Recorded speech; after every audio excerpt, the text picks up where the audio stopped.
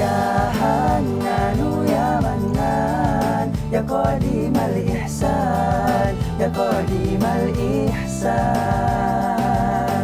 Bahru judika malyan, judlana bil gufran, judlana bil gufran. Bismillahirrahmanirrahim. Assalamualaikum warahmatullahi wabarakatuh. Alhamdulillah, pemirsa, bertemu lagi bersama kami Hamanis. Saya Hanan, saya Manan, Dan saya Ihsan. Mudah-mudahan kita selalu bisa istiqomah di dalam kebaikan. Amin. Dan kita bisa wafat dalam keadaan husnul khotimah. Betul banget itu. Karena pada akhirnya nanti kita akan dibangkitkan sebagaimana kondisi saat kita meninggal. Betul. Ada yang meninggal dalam keadaan baik, ada yang meninggal juga dalam keadaan tidak baik. Berarti ketika seseorang matinya dalam keadaan baik, insya Allah dibangkitnya pun dalam keadaan baik. Betul Bang. Kayak ada orang tuh lagi sholat, sujud. Begitu pada bangun, dia masih sujud. Di toilet habis sholat, jatuh. Ternyata dia meninggal dalam keadaan sholat. Masya Allah. Husnul khotimah. Nah itulah kematian yang diimpikan semua orang. Mudah-mudahan kita juga bisa begitu ya. Amin. Tapi sebaliknya nih, Kenapa tuh? kalau ada orang yang matinya dalam keadaan buruk, Ya. naudzubillah nih ya, naudzubillah, jangan sampai berarti dia dibangkitkannya pun dalam keadaan buruk. Ya, seperti itu. Oh, contoh nih ketika ada orang yang bermain sesuatu yang nggak ada manfaatnya, contoh lagi main toktik tuh. Gitu contoh misalnya. Iya. Terus mati. Ya, berarti dibangkitkannya jangan-jangan nih, jangan-jangan dalam keadaan main toktik. Ya bisa jadi seperti itu. Tapi wallahu a'lam. Wallahu a'lam, kita nggak ada yang tahu. Betul. Nah, agar kita meninggal dalam keadaan husnul khotimah dan dibangkitkan dalam keadaan baik, kita harus menjaga Allah seperti tayangan berikut ini.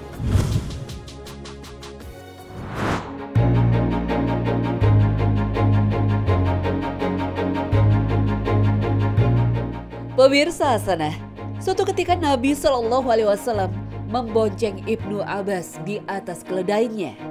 Lalu Nabi memberi beberapa wasiat dan petuah pada Ibnu Abbas. Beliau bersabda, "Nak, aku ajarkan kepadamu beberapa kalimat. Jagalah Allah, maka Dia akan menjagamu. Jagalah Allah, niscaya kau akan menemuinya di hadapanmu.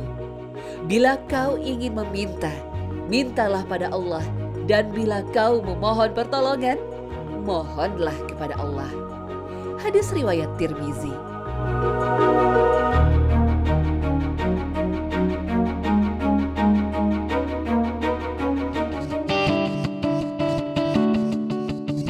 Hadis ini menjelaskan bahwa jika kita ingin dijaga oleh Allah SWT, maka kita diperintahkan untuk menjaga Allah.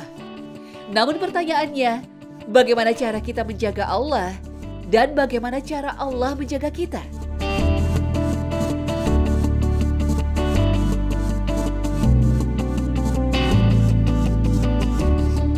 Menurut para ulama, menjaga Allah artinya menjaga hak-hak Allah. Caranya dengan komitmen menjalankan perintahnya, menjauhi larangannya, dan tidak melampaui batasan yang telah ditetapkan. Di antara hak-hak Allah yang paling wajib dijaga adalah memurnikan segala bentuk ibadah hanya kepada Allah. Rasul Shallallahu Alaihi Wasallam pernah menyampaikan kepada Muaz, "Wahai Muaz, tahukah engkau apa hak Allah atas hambanya?" Muaz menjawab, "Allah dan Rasulnya lebih mengetahui." Rasulullah bersabda, "Hak Allah atas hambanya adalah beribadah hanya kepadanya dan tidak menyekutukannya." Hadis riwayat Bukhari dan Muslim.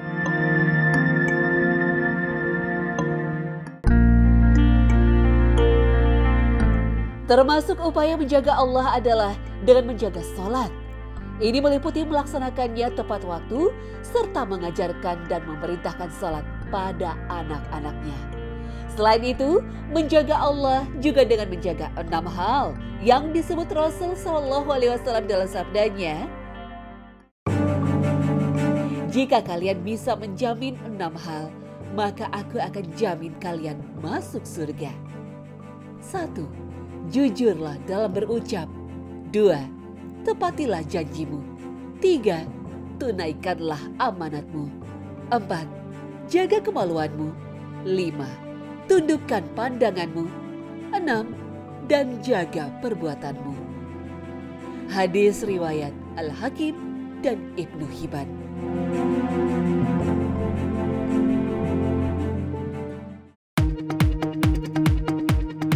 Jika kita sudah menjaga hak Allah, lalu penjagaan seperti apa yang kita dapat? Jika seseorang telah menjaga Allah dan menjaga hak, perintah, dan larangannya, maka Allah akan membalasnya dengan penjagaan pula.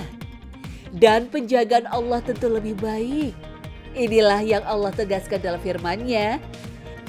Inilah yang dijanjikan kepadamu, yaitu kepada setiap hamba yang selalu kembali kepada Allah dan memelihara semua peraturan-peraturannya.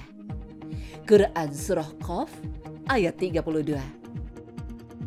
Menurut Ibnu Rajab, bentuk penjagaan Allah kepada kita itu ada 2. Penjagaan di dunia dan di akhirat.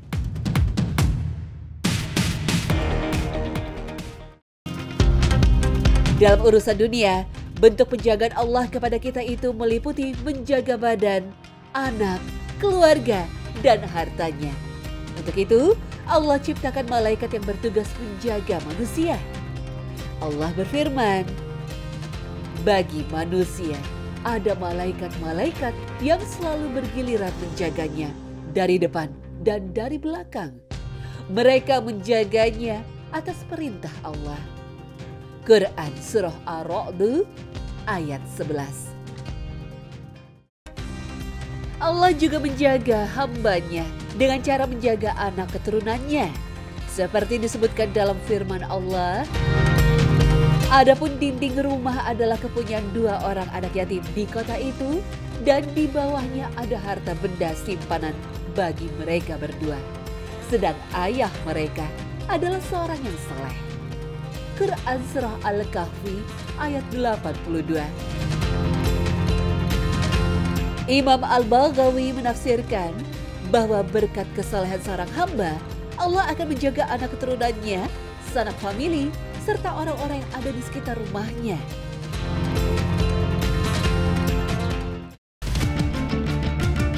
Penjagaan Allah dalam kehidupan dunia bagi orang yang menjaga Allah dengan cara menjauhi kemaksiatan-kemaksiatan di masa muda, maka Allah akan menjaga badannya di masa tua. Abu Thayyib At-Tabari yang berusia melewati 100 tahun masih memiliki kekuatan yang luar biasa. Pernah suatu ketika, ia melompat dari perahu ke tepi daratan, sehingga orang-orang di sekelilingnya mengkhawatirkan keadaannya yang sudah tua. Tapi beliau mengatakan, tubuhku ini aku jaga dari kemaksiatan sejak muda, sehingga Allah menjaganya ketika aku sudah tua.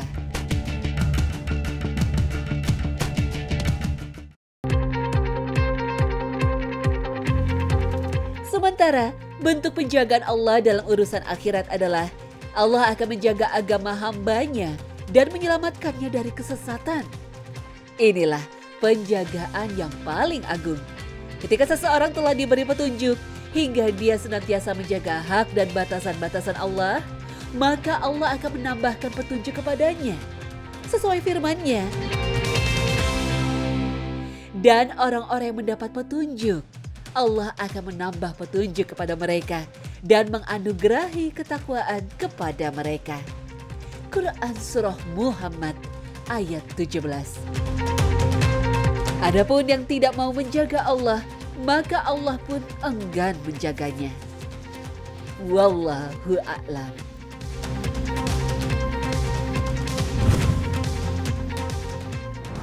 Masya Allah, luar biasa. Nah tuh San, kalau hidupnya mau dijaga sama Allah, jangan tinggalin ibadah dan jangan mempersekutukan Allah.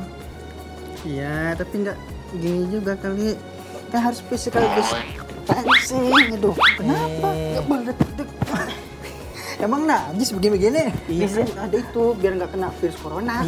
Kan kita nih satu kandungan. Ya tuh. Satu kakak, satu rumah setiap hari barengan, ya nggak apa-apa, ya nggak boleh tuh beda alamat, beda rumah, sehingga dikhawatirkan bisa menularkan virus COVID-19 ini. Berarti kok kita nggak apa-apa ya? Nggak apa-apa. Oh iya ya kan kita kan makan bareng. Tuh ingat kan? Main bareng. Iya. Iya. Mandi bareng. Itu mah waktu kecil. Waktu kecil, udah gede malu mandi-mandi. Udah gede mah enggak. Jangan. Jangan. Sendiri-sendiri ya. Ya.